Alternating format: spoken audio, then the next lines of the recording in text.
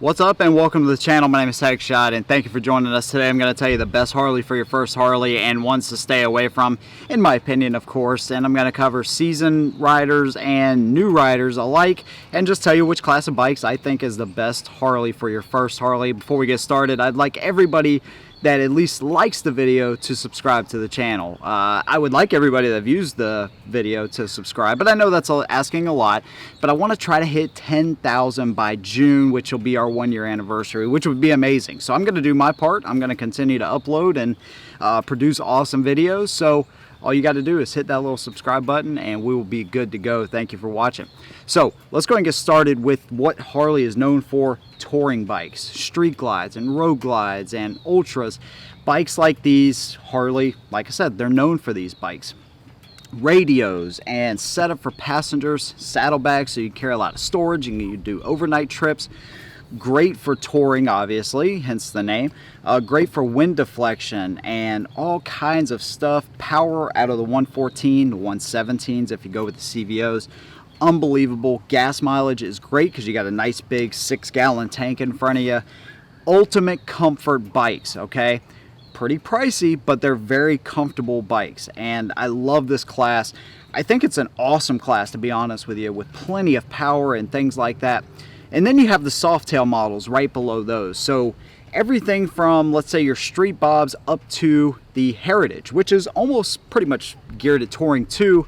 A little bit more stripped down though, no radio and things like that, but you still have saddlebag options, leather bags, some hard bag options even. But these bikes, your Fat Bobs and your Lowrider S, these things are really geared at giving you a lot of power and a lighter frame. So whereas your touring bikes are going to be anywhere from 850 to 900 pounds, your Softail series is going to be in the 750 pound range, 700 pound range, somewhere like that. So you have a lighter frame, and most of the time you can get the 114 or the 107 options in those lighter bikes. So they're going to be really fast, really responsive, and they're going to give you some awesome looking and fast bikes. Below that, you're going to go to your Sportster lineup. So you're like your irons and bikes like these, your Sportster 48. I think there's only 3 Sportsters now, but these bikes are going to give you a stripped down old school bike, peanut tanks, not made for the long haul, but they're going to give you a really nostalgic type of bike, anywhere from 550 basically to 600 pounds.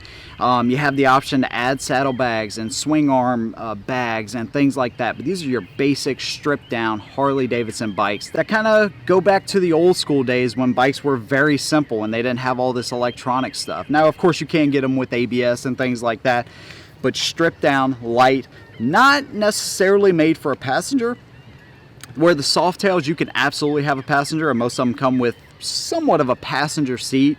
They come with a passenger seat, not a very comfortable one, but of course that can always be upgraded and things like that. But the Sportster is very light, very sporty, and really made for in town and short rides if you're going to do something like that. And then you have the Street Series, which is like an entry-level urban, almost exclusively around town type of bike.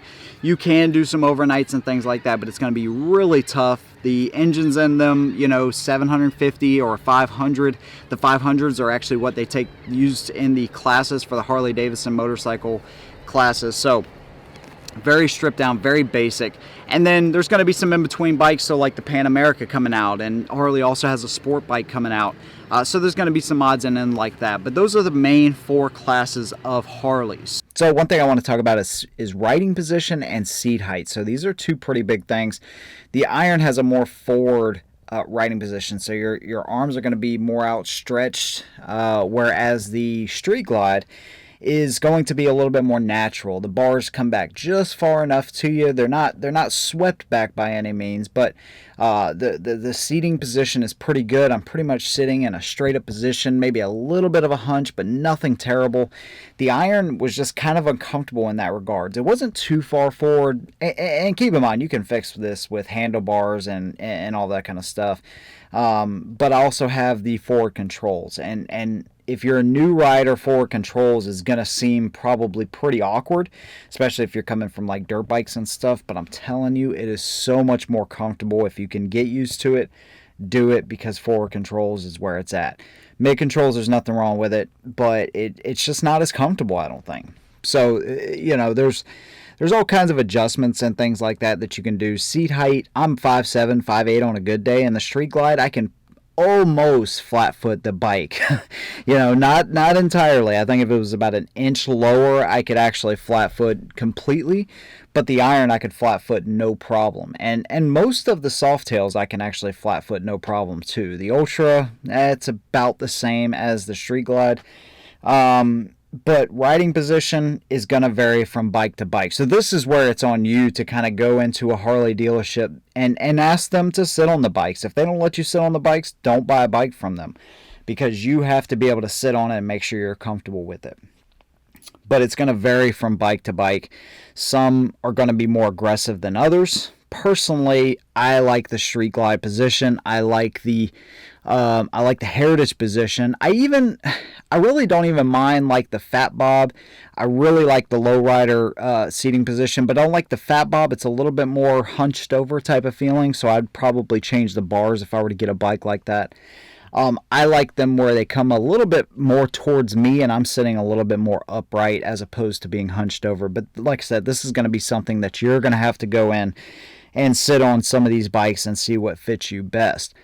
One other thing that I want to talk about is highway speed. So if you do a lot of highway driving, the iron for me, once I got up to 55, 60 and beyond, that is a vibey little motor, and your legs are going to be vibrating for a good while after you get off the bike.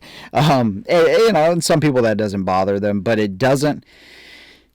At highway speeds, I never felt that comfortable on the iron. I'd come from sport bikes 10 years before that, and I never had any kind of issues with vibrations at higher speeds and all that kind of stuff. That bike, man, once you got to that fifth gear and it's maxed out, it's just not very comfortable. Whereas the Street Glide, if I'm doing 80 miles an hour, man, the thing is smooth as butter. So it depends on what kind of riding you're doing. If you're just heading in town and you're never really going to break that 60 mile per hour mark, it may not bug you at all. I mean, the iron is a great in town type of riding bike, and there's guys that have taken it on long distances. But if you're doing a lot of highway driving, man, the Softails and the Tourings, there's just no match compared to the Sportsters and especially the Street series of bikes. You do have a kind of a medium if you say, man, I really like the old school look of the irons, but I want some more power. You have the Iron 1200 too, so that's something to keep in mind as well. So you may be thinking, well, which one is best? So here's what I would say for the beginner. I would say your Sportsters are going to be the best because now you have a bike that actually looks like a Harley. Because let's face it, the Street Series, it says Harley Davidson and it has some Harley accents, but it doesn't really look like a Harley. And I think that a lot of people get a Harley because of the way it looks. Because let's face it, the Street Series just doesn't look like a Harley, and a lot of people buy a Harley because they want the look of the Harley, and the Sportster series gives you all that. It gives you a light bike.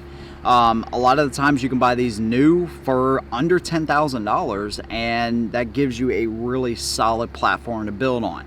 Not only that, Harley also gives you the community, probably the biggest community out there, where there's all kinds of rides all the time, and a community that is just awesome to ride with. So the Sportster to me is the best entry level Harley to get because of the things that I just mentioned, and then from there you can upgrade. Now if you're somebody that you said, man, I've been riding for a long time, I've rode BMWs, I've rode Gold Wings or whatever, if you don't care about riding with a passenger, or you don't care about having the radio and things like that, I would say absolutely get a Softail, maybe even a Heritage Classic. I think that's one of the better ones. The Lowrider S is just an awesome bike. These bikes are going to give you a lot of power and a lighter frame, but way more power than an iron or something like that. That iron for a seasoned rider is not going to do it, man. I'm telling you, it's just not. But the Softail series is awesome. If you're somebody that does a lot of overnighting and a lot of long distance touring, then the touring bikes are going to be the best option. And in that category, I like the Street Glide, but I think the Ultra actually gives you more for a little bit more money, but it gives you the option to look like a Street Glide while having the comforts for your passenger and a lot of things that Street Glide owners like myself are going to be adding to the bike and spending more and more money on it. That Ultra kind of gives you everything right from the factory while giving you the option to take the tour pack and things off very quickly if you get a quick detach kit or something like that. So with that being said, I think I personally like the Street Glide better. I think the Ultra offers you more for a little bit more money, and then in your Softails, the Heritage and the Lowrider S are my absolutely two favorite bikes in that category. And then in the Sportster series, the Iron 883. So that's pretty much where I'm at with this. Let me know what you think the best Harley for your first Harley is down in the comments below. We'll see you in the next one. And as always, hold the rubber side down.